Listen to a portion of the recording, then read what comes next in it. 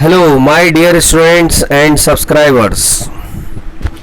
Today's topic is excretory products and their elimination. Excretory products and their elimination. Okay, so now let us start excretory products and their elimination. तो excretion क्या होता है ये हम समझें. देखें इस तरफ हमारे ये नोट्स भी आ रहे हैं. ठीक, तो excretion, elimination of metabolic waste product from the body by maintaining homeostasis is called excretion. Metabolic waste का होमियोस्टेसिस को मेंटेन करते हुए बॉडी से रिमूवल के प्रोसेस को एक्सक्रीशन कहते हैं. The related function of excretory system is osmoregulation. Osmoregulation का मतलब होता है water maintaining capacity by the kidney in which the body control the amount of water and salt. तो ऑस्मोरेगुलेशन में वाटर एंड सॉल्ट दोनों का कॉन्सेंट्रेशन को regulate किया जाता है बॉडी के अंदर. अब आते हैं मेजर एक्सक्रीटरी प्रोडक्ट्स. तो देखें मेजर एक्सक्रीटरी प्रोडक्ट्स में आते हैं जैसे ammonia, urea and uric acid. इसमें हम देखें ammonia is highly toxic. It requires maximum water for the removal, so aquatic animals are ammonotelic. बहुत अच्छा पॉइंट है जो रेड से इंडिकेट किया गया है कि अमोनिया जो है वो हाईली टॉक्सिक होती है और उसके रिमूवल के लिए ज़्यादा से ज़्यादा वाटर की ज़रूरत होती है. ठीक है, इसीलिए जितने भी एक्वाटिक एनिमल्स होते हैं वो सभी अमेनोटेलिक होते हैं. Most animal convert the toxic ammonia into less toxic urea through ornithine cycle. बहुत अच्छा पॉइंट है कि बहुत सारे एनिमल जो होते हैं वो टॉक्सिक अमोनिया को लेस टॉक्सिक यूरिया में कन्वर्ट करते हैं. उस स्टेप को कहते हैं ornithine cycle. Okay, uric acid is produced by degeneration of purine guanine in liver kidney to some extent. तो जो यूरिक एसिड है वो प्यूरिन के ब्रेकडाउन से बनता है लीवर में, किडनी में. ठीक है, कुछ कंटेंट में. तो टाइप्स ऑफ एक्सक्रीशन देखें. एक्सक्रीशन जो है बेसिकली 3 टाइप का होता है: अमेनोटेलिज्म, यूरियोटेलिज्म एंड यूरिकोटेलिज्म. तो अमेनोटेलिज्म किसे कहते हैं? मेन एक्सक्रीटरी वेस्ट अगर किसी एनिमल का अमोनिया है तो उसे हम कहेंगे अमेनोटेलिक एनिमल, और उस टाइप के एक्सक्रीशन को हम कहते हैं अमेनोटेलिज्म. इसके एग्जाम्पल हैं जैसे annelids, crustaceans, mollusc, bony fish and amphibians. अब आते हैं ureotelism. It is the elimination of nitrogenous waste mostly in the form of urea. यानी ऐसे एनिमल जिनका मेन एक्सक्रीटरी वेस्ट यूरिया होता है उसे हम यूरियोटेलिक कहते हैं, और इस तरीके के एक्सक्रीशन को हम यूरियोटेलिज्म कहते हैं. जितने भी मैमल हैं वो सब यूरियोटेलिक होते हैं और उनके एक्सक्रीशन को हम यूरियोटेलिज्म कहते हैं. Uricotelism, main excretory waste is uric acid and it is less toxic than urea. Urea से कम टॉक्सिक होता है और ये जो एनिमल होते हैं उन्हें हम कहते हैं uricotelic, and such types of excretion is called uricotelism. इसके एग्जाम्पल हैं जैसे birds, lizards, snake and insects. अब इसके बाद हम एक फॉर्म और देखते हैं, aminotelism. Aminotelism, excretory product is amino acid. कुछ ऐसे एनिमल होते हैं जिसका एक्सक्रीटरी वेस्ट अमीनो एसिड होता है, वो है पाइला, यूनियो एंड स्टारफिश. ग्वाइनोटेलिज्म, कुछ ऐसे एनिमल होते हैं जिनका मेन एक्सक्रीटरी वेस्ट ग्वानिन होता है, बहुत आता है. उसके एग्जाम्पल हैं स्कॉर्पियन एंड स्पाइडर. तो स्पाइडर जो होता है उसका एक्सक्रीटरी वेस्ट ग्वानिन होता है, इसीलिए उसे ग्वाइनोटेलिज्म कहते हैं. ठीक है, अब आता है renal fascia, fibrous covering over the adipose tissue for the attachment of abdominal wall. ठीक है, एब्डोमिनल वॉल. इसके बाद देखें kidney are covered by peritoneum only on the ventral side. यानी किडनी जो होती है वो वेंट्रल साइड से ही कवर होती है पेरिटोनियम से, डोर्सल साइड से नहीं होती. किडनी इज मेडुलरी, किडनी के मेडुलरी पिरामिड में रीनल कॉलम्स होते हैं, उन्हें हम कहते हैं कॉलम्स ऑफ बर्टिन. बहुत अच्छा पॉइंट है. Unit of kidney is nephron, has 20 से 60 mu metre in the diameter and length is 3 centimetre. तो जो नेफ्रॉन होता है नेफ्रॉन की जो लंबाई होती है वो लगभग 3 सेंटीमीटर होती है, और जो है उसका जो डायमीटर होता है वो 20 से 60 म्यूमीटर होता है। नेफ्रॉन हैज़ 3 पार्ट, नेफ्रॉन के 3 पार्ट होते हैं, proximal nephron, loop of Henley and distal nephron. जैसे कि डायग्राम में हम जानते हैं कि बॉमन कैप्सूल वाला पार्ट हो गया, लूप ऑफ हेनले पार्ट हो गया, पीसीटी डीसीटी पार्ट हो गया, और इसके साथ साथ जो है नेफ्रॉन में हम देखते हैं कलेक्टिंग डक्ट होती है। ठीक है, तो इसके बाद नेक्स्ट यहाँ पर पूछते हैं ब्लड प्रेशर रेगुलेशन। देखें यहाँ पर juxtaglomerular cells are involve in the secretion of, यानी JGA से जो है 2 हार्मोन रिलीज होते हैं, वो है रेनिन एंड इरिथ्रोपोइटिन। तो जो रेनिन है वो मैंने यहाँ लिख रखा है, जूम करके देख सकते हैं। रेनिन का काम है ब्लड प्रेशर को रेगुलेट करना। Renin involve in regulation of blood pressure. And इसके बाद हम देखते हैं सेरोटोनिन, जैसे देखो यहाँ सेरोटोनिन नहीं, इरिथ्रोपोइटिन, ये देखें इरिथ्रोपोइटिन, ये रहा इरिथ्रोपोइटिन। इरिथ्रोपोइटिन का काम है, ये किडनी से निकलने वाला एक हार्मोन होता है, इसका काम है आरबीसी फॉर्मेशन। किडनी से एक हार्मोन निकलता है, उसे कहते हैं इरिथ्रोपोइटिन, जो आरबीसी बनाने में मदद करता है। ओके, तो रेगुलेशन ऑफ किडनी फंक्शन हम देखते हैं ADH, एंटी डायूरेटिक हार्मोन है, उसे हम वेसोप्रेसिन भी कहते हैं, which helps in absorption of water, जो वाटर के एब्जॉर्प्शन में काम करता है। इसके बाद देखें hyposecretion of ADH cause the diabetes insipidus. अगर ADH का सिक्रीशन कम हो जाए तो उस बीमारी को कहते हैं डायबिटीज इंसिपिडस। जैसे कि हम जानते हैं कि डायबिटीज 2 तरीके की होती है, एक में चीनी खाने को मना किया जाता है, उसे कहते हैं डायबिटीज मेलाइटस, वो इंसुलिन की हाइपोसिक्रीशन से होती है, और डायबिटीज इंसिपिडस जो है वो ADH के हाइपोसिक्रीशन से होती है। दोनों में फ़र्क है। डायबिटीज़ इंसिपिडस में चीनी खाने को मना नहीं किया जाता, लेकिन इसमें इसका कैरेक्टरिस्टिक्स फीचर होते हैं कि फ्रीक्वेंट यूरिनेशन, बहुत ज़्यादा यूरिनेशन होगा थोड़ी देर में, और बॉडी में डिहाइड्रेशन होने के चांसेस रहते हैं, क्योंकि किडनी वाटर का एब्जॉर्प्शन कम कर देती है और यूरिनरी ब्लैडर में यूरिन आता रहता है। ठीक है, तो फ्रीक्वेंट यूरिनेशन अगर है तो इसका मतलब डायबिटीज़ इंसिपिडस है। ओके, और डायबिटीज़ मेलाइटस है हाइपोसिक्रीशन ऑफ इंसुलिन। ओके, बहुत आता है एग्जाम में।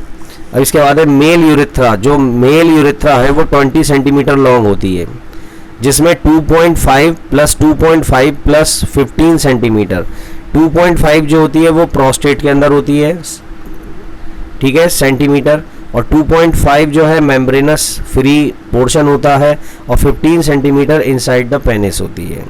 तो यूरेथ्रा की जो लंबाई है वो 20 सेंटीमीटर होती है। अब देखें जैसे यूरिन के कुछ कैरेक्टरिस्टिक्स फीचर हैं। It is the transparent. Urine कैसी है? ट्रांसपेरेंट है, लाइट येलो कलर्ड है। उसका कारण है यूरिन में एक पिगमेंट होता है, उसे कहते हैं यूरोक्रोम, जिसकी वजह से लाइट येलो कलर होता है। वॉल्यूम जो होती है उसकी 1.5 लीटर पर डे होती है।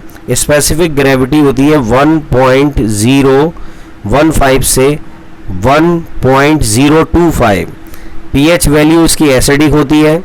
यूरिया जो होती है 25 से 30 ग्राम, 25 से 30 ग्राम पर डे होता है। कुछ यूरिन टेस्ट किए जाते हैं, ठीक है। अब देखते हैं जैसे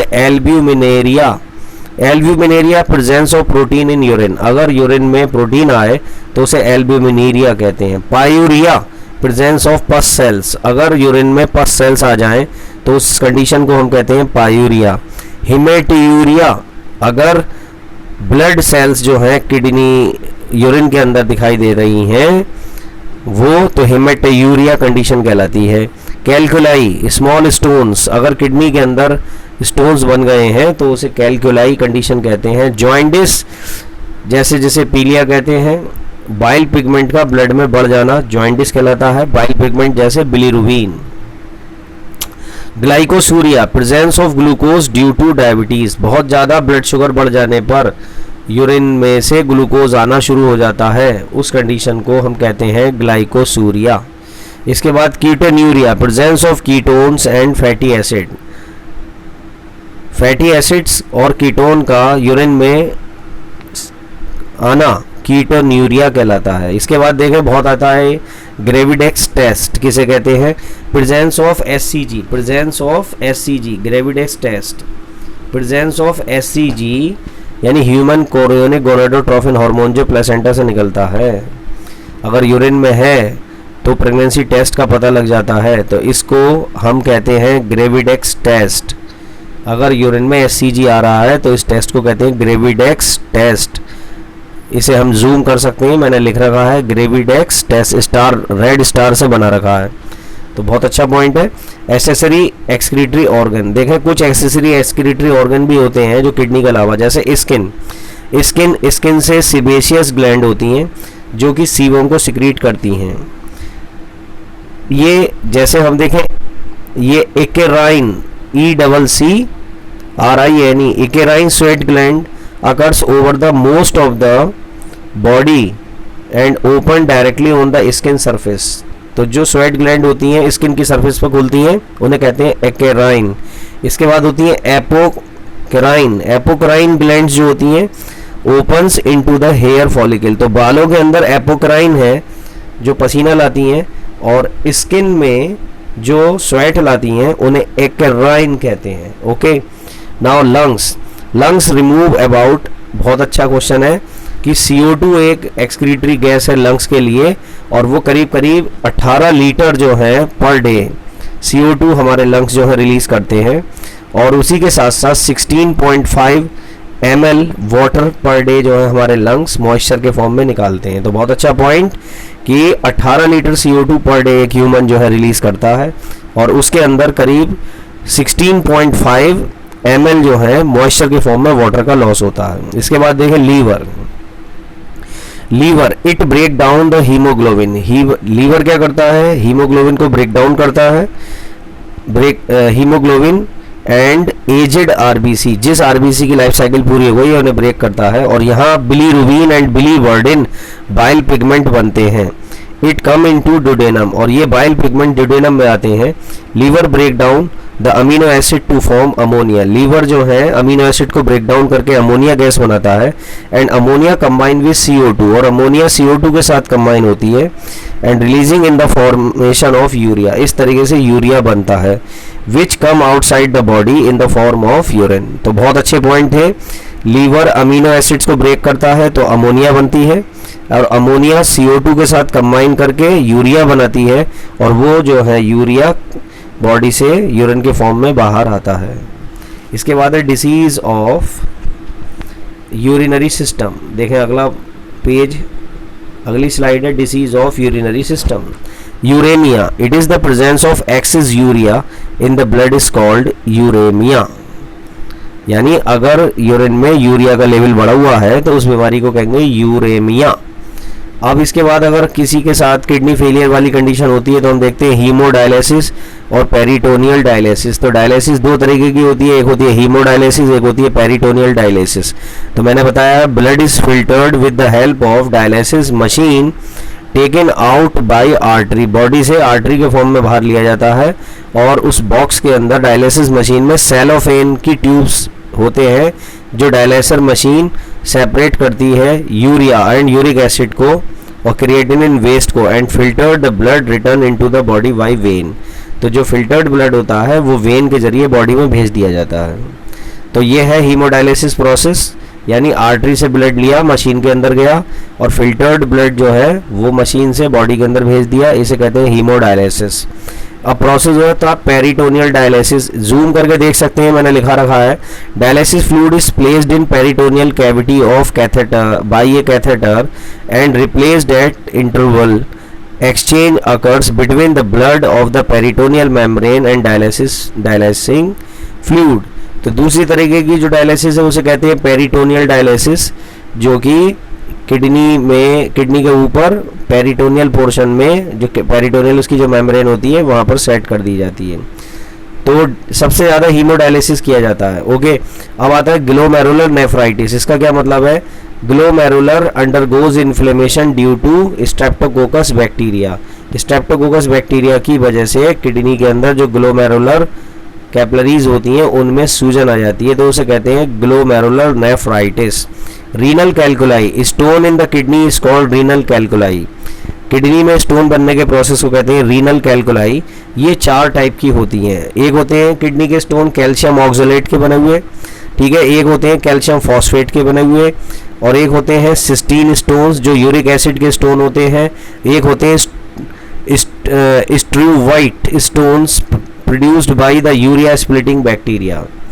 तो lithotripsy can crush the stone, इन स्टोन्स को हम जो है लिथोट्रिप्सी से ब्रेक कर सकते हैं। तो अभी हमने देखा ये stone calcium oxalate, calcium phosphate और सिस्टीन स्टोन और स्ट्रूवाइट स्टोन्स होते हैं, 4 तरीके के होते हैं, ठीक। यूरिन फॉर्मेशन स्टेप्स, जो यूरिन की जो फॉर्मेशन होती है वो बेसिकली 3 स्टेप में होती है, ये हमें मालूम है। सबसे पहला है अल्ट्रा फिल्ट्रेशन, दूसरा सिलेक्टिव एब्जॉर्प्शन और तीसरा ट्यूबुलर सिक्रीशन, ठीक। तो जो अल्ट्रा फिल्ट्रेशन होता है वो नेफ्रॉन के वोमन कैप्सूल में होता है, सिलेक्टिव एब्जॉर्प्शन वो नेफ्रॉन के पीसीटी डीसीटी पार्ट में होता है, और ट्यूबुलर सिक्रीशन कलेक्टिंग डक्ट से होते हुए पेल्विक पोर्शन से होते हुए यूरेटर से बाहर, तो ये कहलाता है ट्यूबुलर सिक्रीशन। लैंग्वेज, इसको मैंने जो लिखा है इसको हम जूम कर सकते हैं। It occurs in woman capsule with the help of glomerular capillary which filter the blood and form the glomerular filtration, जिसकी वजह से जीएफ बनता है। ब्लड के छन्ने से जीएफ बनने के प्रोसेस को अल्ट्रा फिल्ट्रेशन कहते हैं। सेकंड देखें selective absorption. GF contain, GF में प्लाज्मा होता है, ग्लूकोज होता है, vitamin, minerals, electrolytes, urea, ammonia, uric acid, ये सारी चीज़ें होती हैं। तो इसमें हम देख रहे हैं कुछ चीज़ें बॉडी के लिए ज़रूरी हैं, कुछ चीज़ें वेस्ट हैं। तो यहाँ पर जो ज़रूरी चीज़ें होती हैं वो 3 हार्मोन से एब्जॉर्ब हो जाती हैं। जैसे एडीएच क्या करेगा, anti diuretic hormone PCT DCT part में जितना मैक्सिमम अमाउंट में वाटर को एब्जॉर्ब करा जा सकता है वो एडीएच करेगा, ठीक है, एब्जॉर्ब द मैक्सिमम प्लाज्मा। ग्लूकोकॉर्टिकोराइड्स क्या करेगा, ग्लूकोज को, और मिनरलोकॉर्टिकोराइड्स जो है मिनरल्स, विटामिन, इलेक्ट्रोलाइट्स को जीएफ में से एब्जॉर्ब कर लेगा। It occurs in PCT DCT part, तो नेफ्रॉन का जो पीसीटी डीसीटी पार्ट होता है वहाँ पर सिलेक्टिव एब्जॉर्प्शन होता है। इसके बाद देखें ट्यूबुलर सिक्रीशन, ये जो पोर्शन है ये जूम कर सकते हैं, बिल्कुल ये ऐसे करके जूम हो जाएगा, इसको आराम से देख सकते हैं, ठीक है। इसके बाद देखें unabsorbed part of plasma, unabsorbed part of plasma contain urea and uric acid, creatinine is released out by the tubular part into the pelvic part of kidney into the ureter। तो ये हो गए 3 स्टेप यूरिन फॉर्मेशन के जो हमने देखे, 3 step urine formation के 3 step हमने देखे। अब हम देखते हैं ammonia produced in muscle and other tissue is passed into the liver, alanine की वजह से होता है, एलेनाइन अमीनो एसिड की वजह से अमोनिया बनती है, बहुत अच्छा पॉइंट है। इसके बाद ऑर्निथिन साइकिल डिस्कवर्ड बाय, किसने डिस्कवर की थी ऑर्निथिन साइकिल, वो क्रेप्स एंड हैंसलेट थे साइंटिस्ट, ठीक। इसके बाद है in aminotelic fish most of the ammonia pass through, इसमें पूछते हैं, बहुत अच्छा क्वेश्चन है कि जो अमेनोटेलिक एनिमल होते हैं उसमें मोस्ट ऑफ द अमोनिया जो होती है वो बॉडी से रिलीज होती है, किडनी से या गिल से, तो हम कहेंगे गिल से, बहुत अच्छा पॉइंट है, गिल से। इसके बाद है starfish excrete amino acid called aminotelic, starfish का जो एक्सक्रीशन है वो अमीनो एसिड होता है, तो इसीलिए स्टारफिश क्या है, aminotelic. Renin is secreted by both, renin जो हार्मोन है वो दोनों से सिक्रेट होता है, JGA यानी juxta glomerular apparatus and macula densa, इन सब से रिलीज होता है रेनिन। इसके बाद देखें मैंने स्टार पॉइंट लगा रखे हैं, 3 स्टार रेड से लिखा है। ANF इसे कहते हैं एट्रियल नेट्रियोटिक फैक्टर, ये ALF atrial natriuretic factor inhibits the renin secretion and inhibits the ADS secretion and inhibits the NaCl reabsorption, ठीक। इसके बाद देखें aldosterone helps in urinary system in retention of sodium and excretion of potassium. इसके बाद देखें urine is hypotonic in reptiles, बहुत अच्छा point है, रेप्टाइल्स की जो यूरिन होती है वो हाइपोटोनिक होती है, लेकिन हमारी यूरिन जो होती है वो हाइपरटोनिक होती है। ठीक। Ketonuria occurs in diabetes, starvation and pregnancy. Ketone body का यूरिन में आना कीटोन्यूरिया कहलाता है। ये 3 सिचुएशन में होती है, जैसे डायबिटीज अगर है, स्टारवेशन है और प्रेगनेंसी है। Continuous dialysis is peritoneal dialysis. अभी मैंने बताया था डायलिसिस 2 तरीके की होती है, हीमोडायलिसिस और पेरिटोनियल डायलिसिस। तो जो पेरिटोनियल डायलिसिस है वो कंटिन्यूअस डायलिसिस कहलाती है। इसके बाद बहुत अच्छा क्वेश्चन देखें कि जो हाईली टॉक्सिक होते हैं, सबसे ज़्यादा कौन सा टॉक्सिक होती है? अमोनिया। अमोनिया से कम टॉक्सिक होता है यूरिया, और सबसे कम टॉक्सिक होता है यूरिक एसिड। बहुत अच्छा पॉइंट था। Excretory organ of the flat warm, जो फ्लैट वॉर्म होते हैं उनका एक्सक्रीटरी ऑर्गन प्रोटोनेफ्रिडिया है, एंड प्रॉन का एक्सक्रीटरी ऑर्गन ग्रीन ग्लैंड है। इसके बाद है absorption of sodium and potassium ion occurs. जो सोडियम एंड पोटेशियम आयन का जो एब्जॉर्प्शन है वो 2 जगह, पीसीटी और डीसीटी में टिक करेंगे तो पीसीटी में टिक करेंगे, यहाँ पर ज़्यादा होता है। यूरिन और ब्लड में यूरिन की कॉन्सेंट्रेशन ज़्यादा होती है ब्लड से 4 टाइम्स ज़्यादा। अगर ये पूछा जाए यूरिन और ब्लड में कौन सा हाइपरटोनिक है, तो हम टिक लगाएंगे urine. Glucose is mainly absorb in, glucose जो होता है कहाँ एब्जॉर्ब होता है? पीसीटी पार्ट में होता है। दूसरा ऑप्शन डीसीटी है, हम पीसीटी पे लगाएंगे। The net pressure gradient that cause the fluid to filter out of the glomerular into the capsule is, तो ग्लोमेरुलर कैपिलरी के अंदर जो प्रेशर लगता है उसे कहते हैं 20 mmHg। ठीक, बहुत अच्छा क्वेश्चन था। 20 mmHg, 20 mmHg। देखें सब चीज़ जूम कर सकते हैं, जो मैं बोल रहा हूँ ये सारे जो हैं, जो मैं बोल रहा हूँ ये सब हम जूम कर सकते हैं। 20 mmHg, देखें ये रहा 20 mmHg। इसके बाद नेफ्रॉन के पीसीटी पार्ट में सबसे ज़्यादा रीअब्जॉर्प्शन होता है। अगर ये पूछा जाए रीअब्जॉर्प्शन कहाँ पर होता है सबसे ज़्यादा, पीसीटी डीसीटी में, तो हम कहेंगे पीसीटी पार्ट में सबसे ज़्यादा रीअब्जॉर्प्शन होता है। Function of loop of Henley is counter current mechanism. Loop of Henley का फंक्शन है काउंटर करंट मैकेनिज्म। अर्थवॉर्म जब पानी में होता है, ठीक है, तो अमेनोटेलिक होता है। अर्थवॉर्म जब पेनल्टी वाटर या कम पानी में होता है तो वो अमेनोटेलिक होता है, और जब वो मिट्टी में होता है तो वो यूरियोटेलिक होता है। तो ये अर्थवॉर्म की खासियत है। इसके बाद है angiotensinogen is a protein produced by the secreted by liver cells. इसके बाद है which of the following first form the nitrogenous waste of vertebrate. इनमें से पूछा है कि कौन सा पहले बनता है, NH2 पहले बनेगा, यूरिया पहले बनेगा, NH3 बनेगा या NH4, तो टिक लगाएंगे NH3 पर।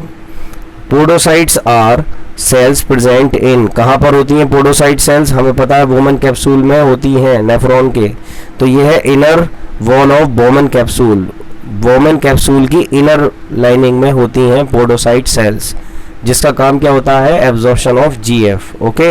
Ornithine cycle remove 2 waste product from the blood and in liver. These waste products are ammonia and CO2। बहुत अच्छा क्वेश्चन था। लॉन्गेस्ट लूप ऑफ हेनले, सबसे ज़्यादा लंबी लूप ऑफ हेनले किस में मिलती है? तो answer is kangaroo rat. Kangaroo rat जैसा कि ऐसा एनिमल है जो कभी जीवन भर पानी नहीं पीता, तो उसकी जो लूप ऑफ हेनले होती है वो सबसे लंबी होती है। Okay. The net filtration pressure in the glomerular kidney is 25 mmHg। बड़ा अच्छा क्वेश्चन था। Which of the following is both osmoregulator as well as a nitrogenous product. तो इसमें अमोनिया, यूरिया, यूरिक एसिड या ऑल, तो इसमें लगाएंगे यूरिया में। यूरिया पे टिक लगाएंगे। ठीक है, अब आ जाओ अगली स्लाइड पर।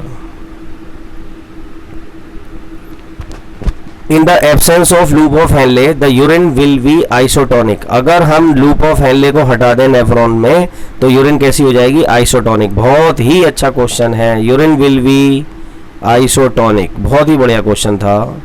अगर हम नेफ्रॉन में से लूप ऑफ हेनले हटा दें तो यूरिन कैसी हो जाएगी? आइसोटोनिक।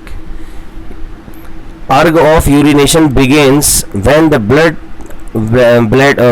Bladder contains. ये पूछा है कि यूरिनरी ब्लैडर में यूरिनेशन की अर्ग यानी इच्छा कब होती है? जब यूरिनरी ब्लैडर में 400 से 500 450 ml यूरिन इकट्ठा हो जाता है।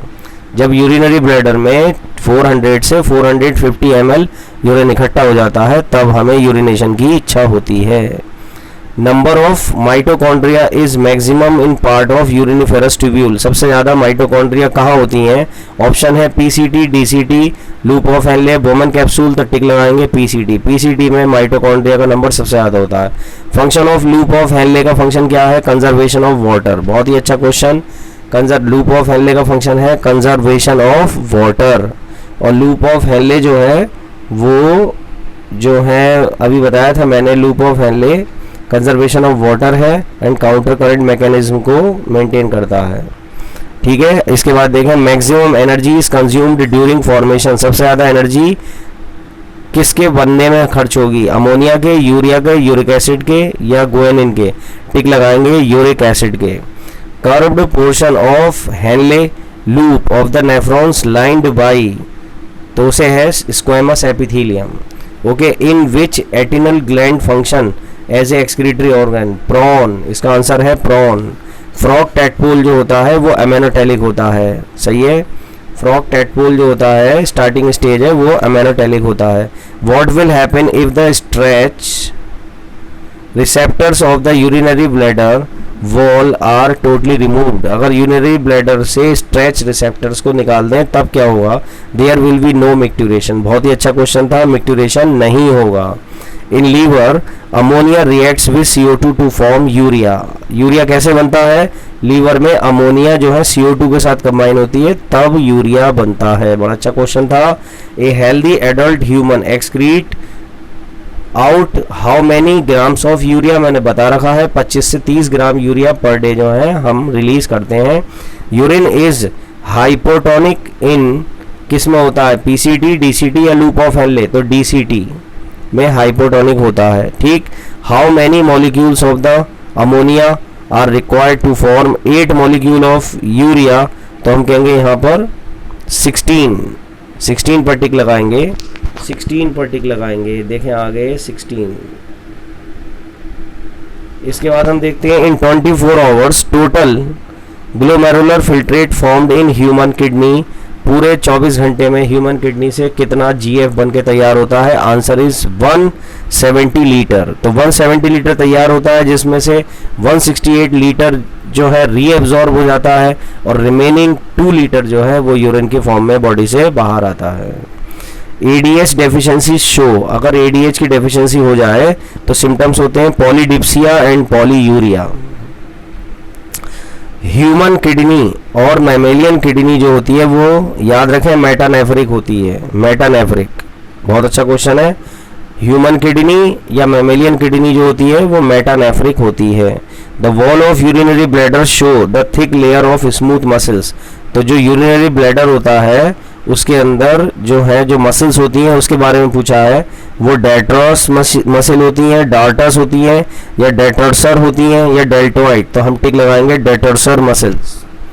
बहुत अच्छा क्वेश्चन था। Deposition of uric acid in the joints, जो यूरिक एसिड का डिपोजिशन जॉइंट्स में अगर हो जाए तो उस बीमारी को कहते हैं गाउट। गाउट में डॉक्टर्स जो होते हैं वो प्रोटीन को लेने को मना करते हैं। डाइट में प्रोटीन को नहीं लेना है क्योंकि जितना प्रोटीन लोगे उतना यूरिक एसिड का लेवल बढ़ेगा और यूरिक एसिड का लेवल बढ़ेगा तो गाउट होगा। तो जो गठिया होता है उसमें प्रोटीन को मना किया जाता है। जैसे डायबिटीज़ मेलाइटस में चीनी खाने को मना किया जाता है, ऐसी गठिया में प्रोटीन डाइट को लेने को मना किया जाता है, ज़्यादा प्रोटीन नहीं। इसके बाद है facultative absorption of water from the primary urine is influenced by hormone. तो हम इसमें देंगे वेसोप्रेसिन।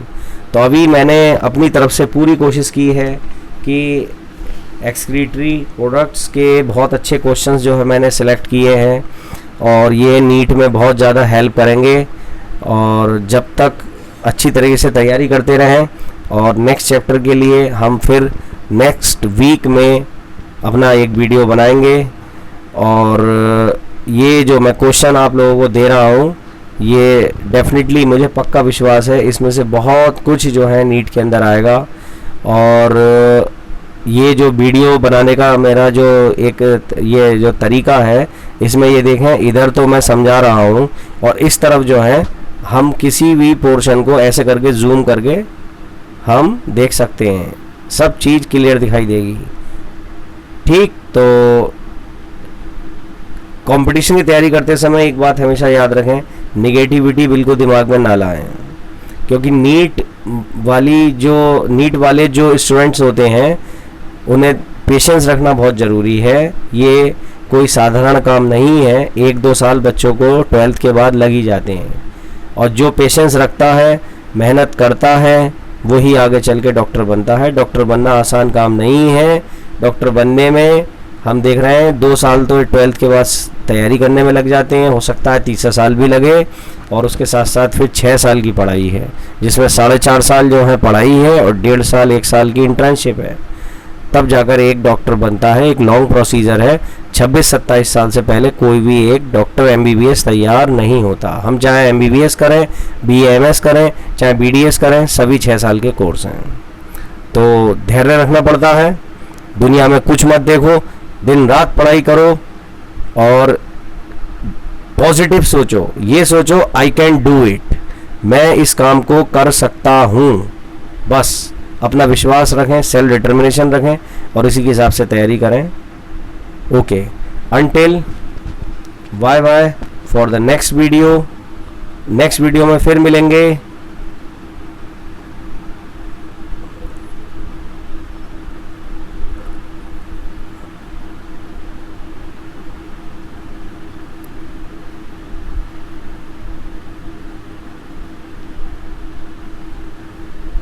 नेक्स्ट वीडियो में अब फिर मिलेंगे।